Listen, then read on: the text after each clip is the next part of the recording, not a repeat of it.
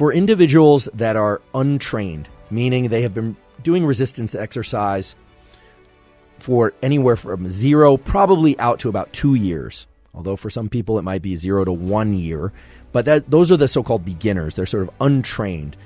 For those people, the key parameter seems to be to perform enough sets of a given exercise per muscle per week.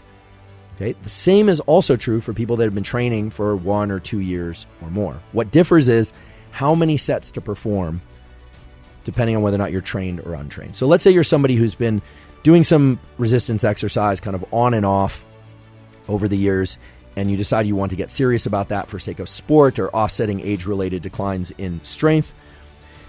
The range of sets to do in order to improve strength, to activate these cascades in the muscle, ranges anywhere from 2, believe it or not, to 20 per week. Again, these are sets per week, and they don't necessarily all have to be performed in the same weight training session. I will talk about numbers of sessions.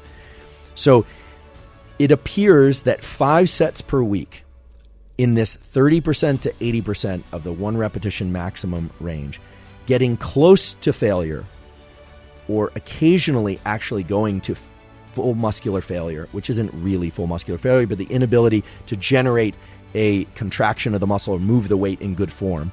I'll go deeper into that in a moment. But about 5 sets per week is what's required just to maintain your muscle. So think about that. If you're somebody who's kind of averse to resistance training, you are going to lose muscle size and strength. Your metabolism will drop. Your posture will get worse. Everything in the context of nerve to muscle connectivity will get worse over time unless you are generating 5 sets or more of this 30% to 80% of your 1 repetition maximum per week. Okay, so what this means is for the typical person who hasn't done a lot of weight training, you need to do at least 5 sets per muscle group.